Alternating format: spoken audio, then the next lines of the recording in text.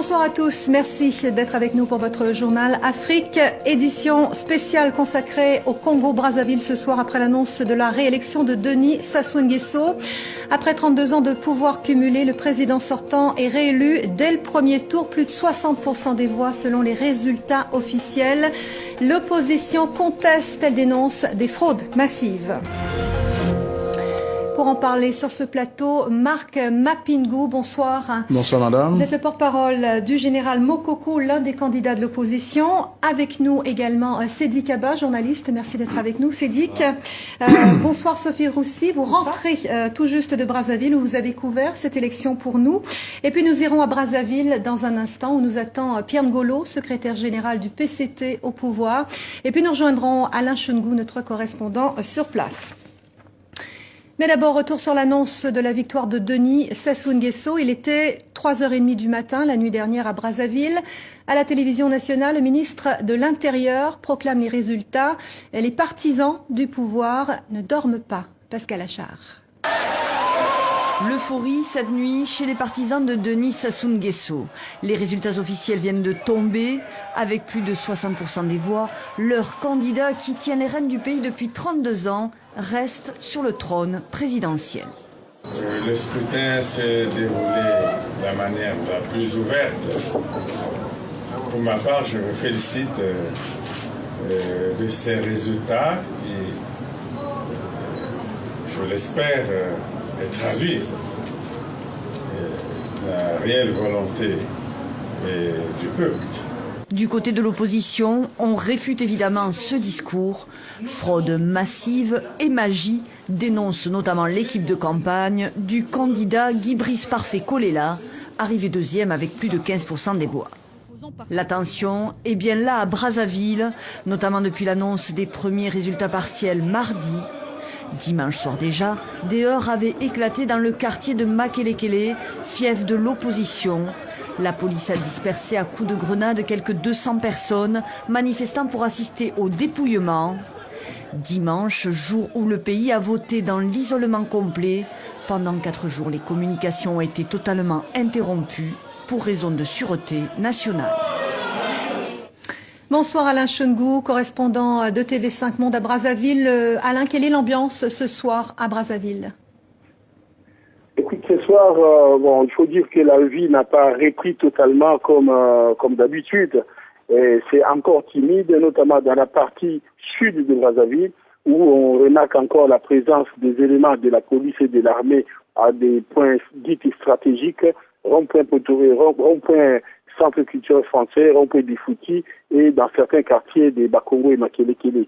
Hier, il y avait le déploiement de la police et de l'armée que dans cette partie, mais ce soir, on a quand même constaté que dans la partie nord de Brazzaville, il y a quand même quelques piquets de police, notamment à Potopoto, Mongali, Wende et à Mikalou dans les quartiers nord de Brazzaville. Donc, il faut dire que le climat, toute la journée, le climat était timide, mais ce soir, ça a un peu repris, mais la présence des éléments de la force publique crée quand même une certaine psychose dans la ville. Alain Choungou, merci pour ce point en direct de Brazzaville. Vous êtes rentré donc ce matin de Brazzaville, Sophie Roussy. Vous étiez l'envoyé spécial de TV5 Monde pour couvrir cette élection. Cette tension qu'évoquait Alain Choungou à l'instant, vous l'avez sentie tout au long de la semaine ? Énormément. Nous avons travaillé avec Alain pendant toute la semaine. Les forces de police étaient effectivement assez massivement représentées dans les quartiers de l'opposition. Beaucoup de pression aussi à l'encontre des journalistes. Vous le savez, nos collègues ont d'ailleurs été molestés. Les gens avec qui on travaillait ont été molestés. Leurs caméras du Monde et de l'AFP ont été molestés. Nous, pendant ce temps-là, nous étions en train de tourner dans le quartier de Makelekele, le fief de l'opposition. Donc là où justement il y a eu beaucoup d'incidents hier encore après-midi. Effectivement, extrêmement difficile de travailler, aucune communication possible. On passait par Kinshasa pour pouvoir téléphoner, des envois extrêmement compliqués, vraiment volontairement couper la parole. Et le monde était, les Congolais avaient ce sentiment d'être coupés du monde. Les frontières ont été fermées, bien sûr, le jour du scrutin. Les Congolais étaient extrêmement tendus et progressivement, ils ont exprimé leur peur et ils ont, ce qui nous a surpris, osé exprimer cette peur tellement ils nous disaient on n'en peut plus, on doit vous le dire, on doit dire, on a peur, mais il faut qu'on vous le dise. Voilà. Sidi Kaba, qu'est-ce que vous pensez d'une élection dont les résultats sont annoncés en plein milieu de la nuit et dans un pays où toutes les communications sont coupées depuis 4 jours? Ces résultats ont manifestement un déficit de crédibilité. On ne peut pas parler d'une élection transparente et régulière dans ces conditions.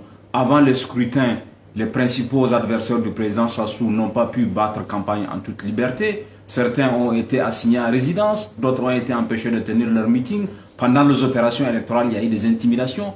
Après les opérations électorales, dans la phase de dépouillement, les choses ne se sont pas passées de façon transparente.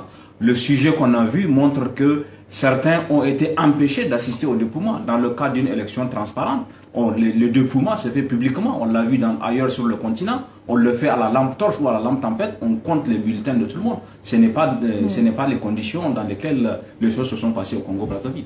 Vous restez avec nous, Sédic. Je rappelle le décompte officiel. Denis Sassou Nguesso, premier avec 60% des voix. Guy-Brice Parfait-Kolela, deuxième avec un peu plus de 15%. Et puis troisième, le général Jean-Marie Michel Mokoko qui obtient près de 14% des suffrages. Vous êtes son porte-parole, Marc Mapingou. Votre réaction d'abord sur ces résultats officiels? Écoutez, déjà, je suis heureux de constater que vous faites le même constat, notamment vos collègues, que tous les Congolais, sur la nature du régime actuel. On essaie simplement de présenter les faits comme ils nous arrivent. Tout à fait, vous êtes modeste, mais c'est une tyrannie, en effet, c'est une tyrannie, c'est une dictature qui est là. On voit comment les choses se sont passées. En tout cas, nous constatons que, effectivement, il y a eu un hold-up électoral. Tous les Congolais le savent, tous les Congolais sont tristes, mais ils ne sont pas seulement tristes. Non, ils n'ont pas seulement peur, mais ils sont en colère. Ils sont en colère parce que Monsieur Sassou Nguesso a volé leur victoire. Alors vous parlez d'un hold-up électoral. Il y a 2 semaines, l'opposition a annoncé la mise en place d'une commission électorale parallèle pour observer le scrutin, pour compiler les résultats. Pourquoi cette commission n'a-t-elle pas encore publié de chiffres à l'échelle nationale? Mais cette commission doit naturellement publier les chiffres, mais comme cette commission est faite par des gens honnêtes, je pense qu'ils vont pas faire comme le pouvoir, qui dans la nuit a concocté tout ce que vous avez vu et qui dans un certain huis clos a géré tout le processus. Non, ce sont des gens responsables qui sont en train de rassembler un certain nombre d'informations et ça se fera. Alors, le général Mokoko appelle aujourd'hui les Congolais, je cite, à ne plus avoir peur et à réclamer leur vote confisqué et volé. Qu'est-ce que ça veut dire en clair? Ça veut dire tout simplement que le général Mokoko est venu à Brazzaville parce qu'il avait le goût de cette liberté. Il a écouté cette génération, des jeunes gens désœuvrés qui se sont dit, nous avons soif de la liberté. C'est un appel à la désobéissance civile, un appel à manifester? Qu'est-ce que ça signifie? C'est un appel à la désobéissance civile parce que tout simplement, la victoire de l'opposition a été volée et le général Mokoko tenait, en tant que candidat au présidentiel et en tant que démocrate, de dire que ça suffisait, quoi. Pendant 32 ans, nous avons vécu ce type de situation et aujourd'hui, le général Mokoko et tous les démocrates demandent à tout le monde de se lever et sinon d'aller vers une désobéissance civile. Merci Marc Mapingou. On va se rendre à Brazzaville maintenant où Pierre Ngolo, secrétaire général du Parti congolais du travail au pouvoir, est avec nous. Bonsoir Monsieur Ngolo. Que répondez-vous à l'opposition qui vous accuse ni plus ni moins de tricher?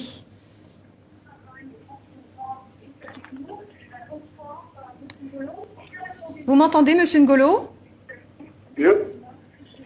Bonsoir, Monsieur Ngolo. Madame, bonsoir. Vous êtes en direct sur le journal Afrique de TV5 Monde. Monsieur Ngolo, l'opposition vous accuse de tricher. Je vous entends, madame, je vous entends. Que répondez-vous aux opposants du président Denis Sassou Nguesso qui vous accusent de tricher? Bien, je voudrais dire, madame, que je suis désolé de suivre ce que je suis. J'ai suivi un ami, un frère, Marc Mapingou, que je connais bien, que j'aime bien, mais je suis scandalisé par les propos que je viens de suivre de lui sur votre antenne. Et qui pense que, bon, la victoire a été volée et que au Congo, il y a eu une dictature. Je pense que M. Marc Mapingou se trompe d'époque. Il sait qu'il a été ce qu'il a été sous le président Pascal Lissouba.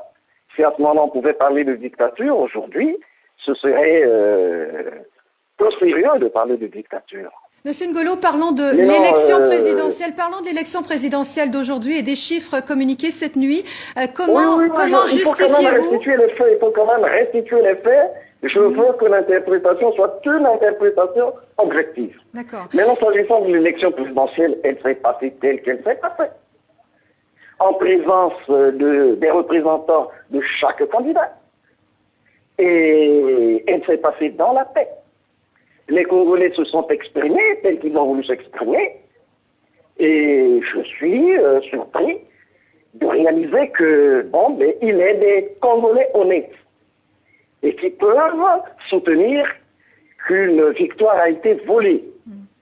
Monsieur Ngolo, Ngolo, si vous le permettez, cette élection déchaîne beaucoup de passion. La page Facebook du Journal Afrique n'a jamais recueilli autant de propos enflammés, haineux à l'égard de votre pouvoir. On sent une colère immense chez une partie des Congolais. Comment comptez-vous répondre à cette colère? Mais vous constatez que de l'autre côté, il n'y a manifestement pas la bonne volonté. On fait des transferts. L'élection s'est passée dans la paix, dans la sérénité, et chaque Congolais a eu la possibilité d'exprimer son suffrage de façon libre. Maintenant, il faut reconnaître que de tous les candidats, il y en est un, Denis Sassou Nguesso, qui, de loin, surclassait les autres. Et c'est une vérité vraie que personne ne peut contester, sauf avoir le regard qui est celui de nos amis de l'opposition, qui ne font que des transferts, qui ne reconnaissent pas la réalité. Merci Pierre Ngolo, secrétaire général du Parti congolais du travail. Merci d'avoir été avec nous en direct de Brazzaville. Sidi Kaba, pourquoi, après 32 ans de pouvoir cumulé, le président congolais s'accroche-t-il autant à son poste? Je crois qu'il y a d'abord le refus de l'alternance de la part du président Sassou, qui ne conçoit pas une vie en dehors du pouvoir. Il y a ce premier élément. Il y a aussi, de mon point de vue, le souci de rester au pouvoir pour disposer d'une immunité. Parce que vous savez, le pouvoir tel qu'il est exercé en tout cas, lui garantit une immunité puisqu'il y a des affaires qui sont pendantes et pour lesquelles il peut être inquiété. Je pense notamment à l'affaire des disparus du BIC, puisque vous savez, en 99, un certain nombre important, on parle de 350 à 300, autour de plus de 300 Congolais ont disparu. Donc il y a ces affaires et aussi il y a les affaires économiques qui peuvent le rattraper et tout cela ensemble amène le président Sassou à concevoir qu'il doit prolonger son bail, il doit rester au pouvoir autant qu'il le faut. Mais simplement, il y a une limite biologique à toute prétention à rester au pouvoir.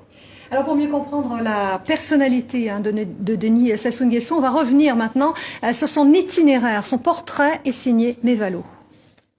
Il avait promis d'être réélu dès le premier tour, promesse tenue. À 72 ans, le président Denis Sassou Nguesso prolonge un règne qui dure déjà depuis plus de 30 ans. Ce militaire de formation accède au pouvoir dès 1979, 2 ans après l'assassinat du président Marien Ngouabi. Mais l'effondrement du communisme contraint celui qui dirige le pays sous le régime du parti unique à organiser en 1991 une conférence nationale qui instaure le multipartisme. 1 an plus tard, il perd la présidentielle, remportée par Pascal Lissouba. Chassé par les urnes, c'est par les armes que Denis Sassou Nguesso revient.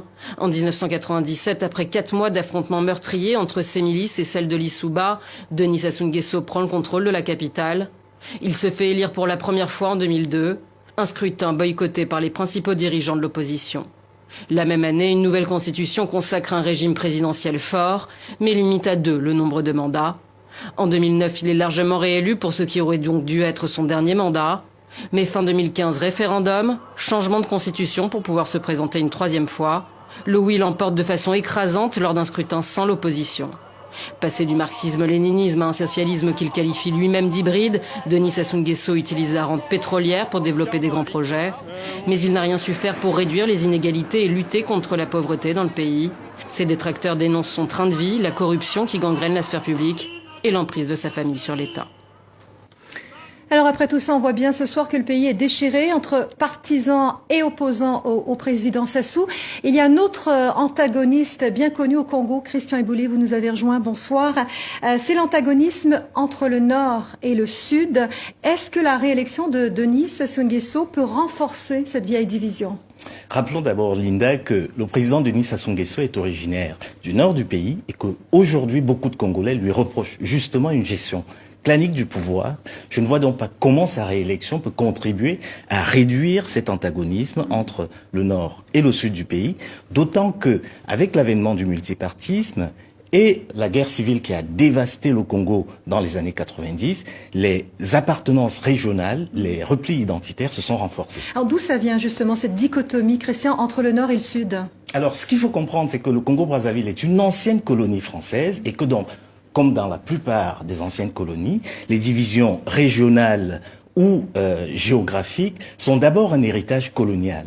Et cet héritage a conduit deux des grandes figures politiques au Congo, Jacques Opango et l'abbé Fulbert Yulu, à mobiliser à l'époque leurs partisans sur la base de ces appartenances régionales. Une situation qui a débouché sur des affrontements meurtriers en 1959 entre partisans de Jacques Opango, originaire du nord du pays, et ceux de l'abbé Fulbert Yulu, originaire du sud. Ces affrontements avaient eu lieu dans la ville de Brazzaville, mais plus globalement, quelles sont les populations qui forment le Congo d'aujourd'hui ? Alors, il faut d'abord préciser, Linda, que aujourd'hui au Congo-Brazzaville, la notion d'ethnie est employée pour désigner des différences culturelles liées à l'origine régionale. Ce qui évidemment renforce les divisions entre la soixantaine de groupes de population qui constituent aujourd'hui le Congo-Brazzaville. Et vous pouvez le voir sur cette carte qui va arriver dans un instant. Elle est derrière vous, Christophe. Voilà. Cette carte qui présente en fait un ensemble de groupes de population, pas toutes évidemment, je ne les ai pas toutes prises. Et on a donc du nord au sud une mosaïque de population. Et au sein de cette mosaïque, il y a trois grands groupes, les Mboshi, les Téké et puis tout au sud les Congos qui évidemment ont donné leur nom au pays. Alors est-ce qu'on retrouve la même mosaïque dans la capitale, Brazzaville ? Alors depuis l'époque coloniale en fait, Brazzaville, la capitale, s'est peuplée par affinité régionale. Et aujourd'hui, globalement, on a au sud des populations venues des départements environnants du sud du pays, et puis au nord, globalement, des populations venues du nord du pays. Alors est-ce que ça veut dire, Christian, que la démocratie congolaise reste encore à construire ? Absolument, Linda. Car aujourd'hui encore, les élites politiques congolaises peinent à ancrer l'expérience démocratique congolaise dans autre chose que le régionalisme. Et on a un essayiste congolais, Jean-Pierre Ekolekoba, qui affirme dans cet ouvrage, je rappelle qu'il est membre du Parti congolais du travail et préfet en poste actuellement au Congo-Brazzaville. Dans cet excellent essai paru aux éditions L'Harmattan, il affirme que les différences culturelles au Congo ne sont qu'une projection des multiples facettes de la même identité nationale. Eh bien, merci Christian Eboulé pour cet éclairage. Sidi Kaba, est-ce qu'au-delà des divisions, on peut s'attendre finalement à des arrangements, à des compromis qui feront que la situation va se détendre dans les prochains jours ? Je ne suis pas très optimiste sur cette question parce que l'expérience politique au Congo montre que la plupart des dialogues politiques n'ont pas marché, en tout cas sous le président Sassou. Il y en a déjà eu, et avant même cette élection, il y a eu des discussions et il était convenu, par exemple, qu'on change la gouvernance électorale avant d'aller aux élections, c'est-à-dire refaire une CENI avec autrement composée, avec une nouvelle direction. Ça n'a pas été respecté par le président Sassou. Aujourd'hui, il y a une crise de confiance entre Sassou et ses adversaires politiques qui, de mon point de vue, amène à considérer que le deuxième tour va se jouer dans la rue et que des choses vont se faire au niveau du rapport de force entre les deux parties. Merci Sidi Kaba pour cette analyse. Merci à vous Marc Mapingou. Et puis merci à nos invités à Brazzaville et sur ce plateau à Paris.